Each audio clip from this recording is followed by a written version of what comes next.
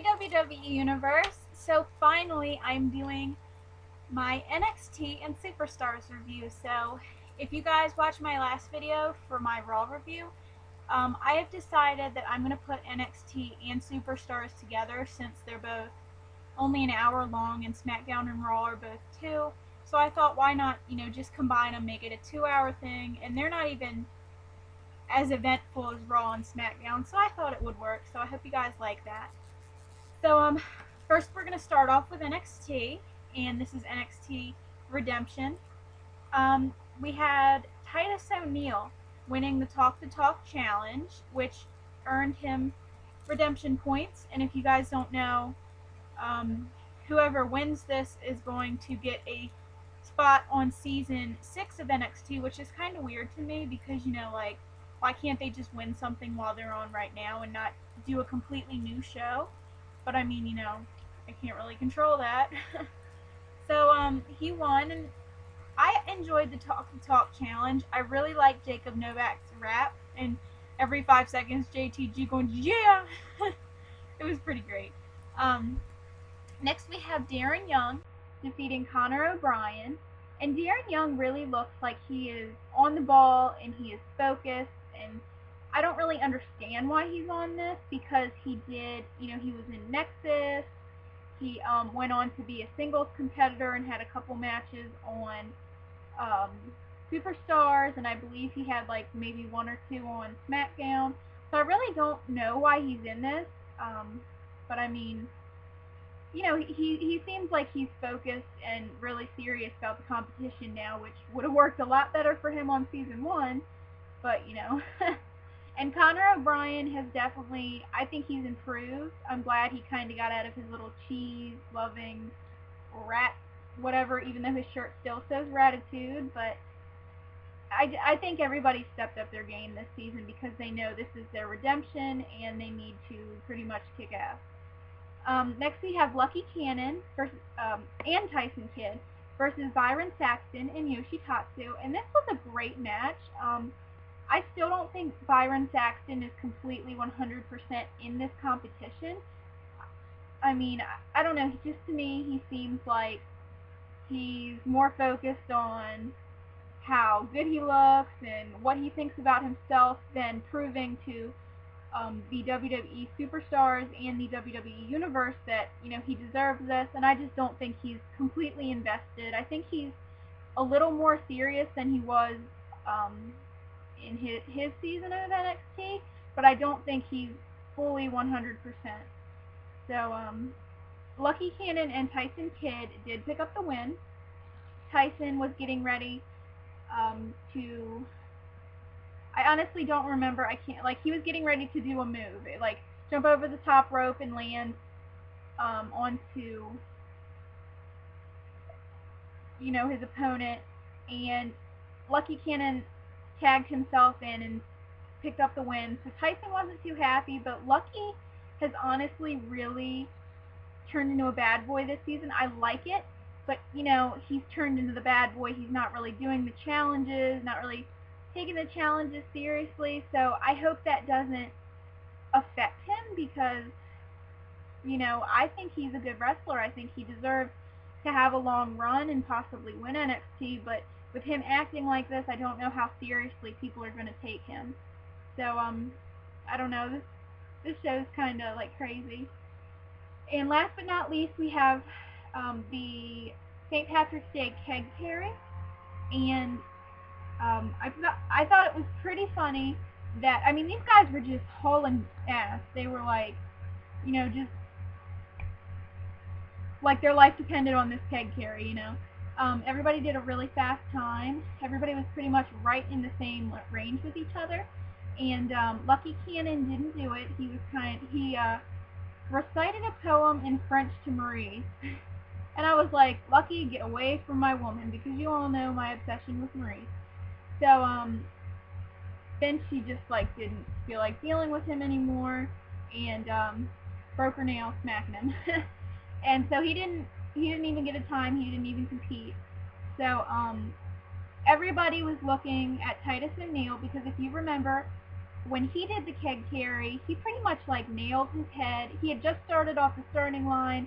I guess he lost his balance and like smashed his head into the ring post and dropped the keg, and it was just sad. So everybody had their eye on Titus, and Titus did win. So I was pretty happy, to see he's improved and, maybe not as nervous and all. So I was happy. And if you guys are keeping track, Titus O'Neil has 5 redemption points, Darren Young has 3, and everybody else has none right now. So hopefully NXT is going to be a great season.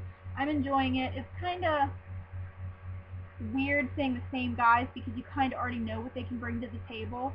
But then again, they've hopefully improved in the time they haven't been in NXT. So I'm really hoping this is a good season. Okay, now we're going to go on to Superstars. And we had Tyler Rex versus JTG. And honestly, I don't really know what's with JTG anymore. Like, I loved him in Crime Time.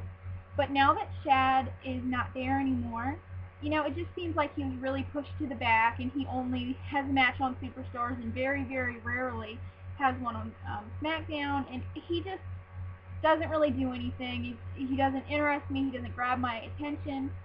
So I definitely have been loving Tyler Rex since he came to WWE. He's very dominant.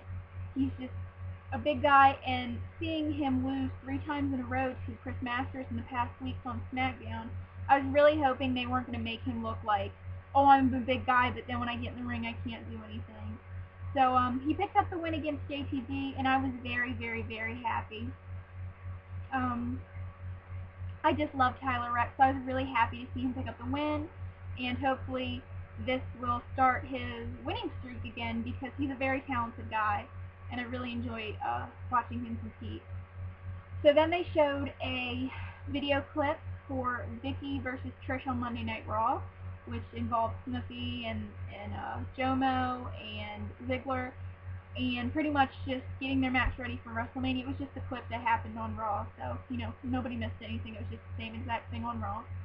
And then we had Santino Marella and Vladimir Kozlov defeating the Usos, and still don't know why the Usos are even here because, honestly, they don't really do any much at all. They just...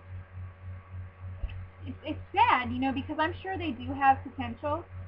I don't really care for them, but I'm sure they have a bunch of potential, and, I'm sure they're very talented, but they just haven't stepped up and showed everybody what they can do, and, just really, this is me, and this is what I can do, and I'm a powerful guy. Even though they aren't the biggest guys, the tag team division is definitely lacking very badly, so we need those tag team guys, to have a good tag team division, because it's just so sad that you go from having, I know it's 2011, so this is a while ago, but having these bigger tag teams that just dominate, and every week you would see some type of tag team thing, and not just, hey, we're going to pair up these 2 guys just for the heck of it, and I would really love to see a tag team division going in the WWE. I'd really be interested to see that.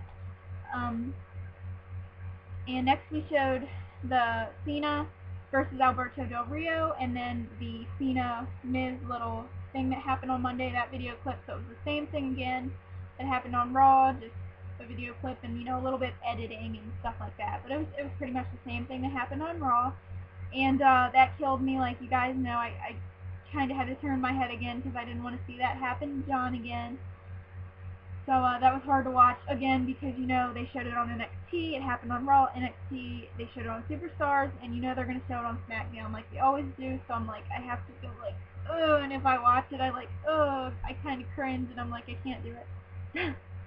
So, last but not least, we had Eve, Natalya, Gail Kim, and Tamina versus the Bellas, Melina, and Alicia Fox. And Alicia Fox, I love her hair. I love it. I love it. Honestly, Eve, not really caring for her anymore. Natalya, I've just lost interest in her. I do like Gail Kim a lot. She's a very beautiful woman, but she just hasn't really been doing much, so I'd like to really see them use her more, and maybe I can say, oh, I really like her, or she's not interesting me, because right now she's definitely not interesting me.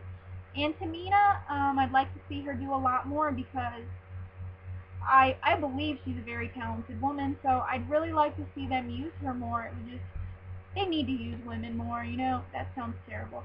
They, they need to put the women in more matches to showcase their abilities and not just make it, oh, I'm this sexy, you know, I can wear skimpy clothes, I can have my boobs pushed up, you know. I don't want that. I'm a powerful, strong woman. I'm talented. I can kick your butt, so watch me do it. You know, I'd like a division like that. Which is why I should be a diva, WWE. Pick me to be your diva. May not be the most beautiful person in the world, may not have fake boobs, may not be the skinniest person in the world, but I believe I can be a strong, sexy diva that you guys are looking for. I know WWE will never watch this video, but yeah, that's what this divas need. So yeah. So Eve, Natalia, Gail Kim, and Tamina picked up the win. I guess I was kind of happy. I don't know. I like the bad girls more. I was really hoping Maurice was going to be in a match, but of course she wasn't. But it wasn't, maybe I not say interesting, but it was a good match. Like, it wasn't a 5-second little, oh, I'm going to hit you, and I'm going to hit you, and then we're going to tag somebody, and she's going to hit you, and then we're done. It was actually, you know, some wrestling, and it was a little interesting, so I'm hopefully the Divas will be able to do more. Really hoping.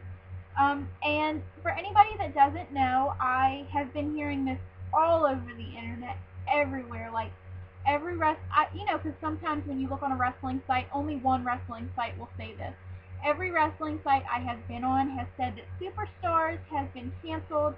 Their last show will be April 7th, which I'm really sad because, like, Monday, Tuesday, Thursday, Friday, I watch the Raw review sometimes, so it's Sunday morning, and then the pay-per-views on Sunday. It's just so addicting. Like, when Wednesday doesn't have a show, Wednesdays are the most boring days in the whole world, so I usually watch, like, a wrestling DVD, like, you know, either an actual WWE movie or, like, wrestling, like, you know, WrestleMania DVD or, you know, something like that, because I need it. Like, I need wrestling daily.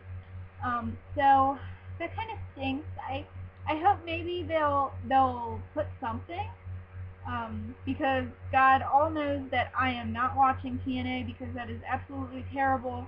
No offense to you people that like TNA, but to me, they're absolutely terrible. So yeah, that kind of made me really upset when I heard that. Oh my gosh, this is a really long video. I'm so sorry. I don't know when to stop. Okay, so updated. If you guys didn't already get this, I'm going to do the Raw review, which will be out Tuesday. NXT and Superstars will be put together until Superstars is taken off the air, and then I will do NXT by itself. I'll have that video up on Wednesday, but for now, until Superstars is canceled, I will do NXT and Superstars Friday, and then Saturday I will have SmackDown. Saturday I will also have my predictions video for any pay-per-views, and then Monday I will have the results for that pay-per-view. So if you guys have any suggestions for a video, let me know. I think I have a couple videos in mind. Tweet me, message me, there's a phone in here, I'm sorry. So I'll see you guys later. Have a great day, and I'll talk to you tomorrow. Bye.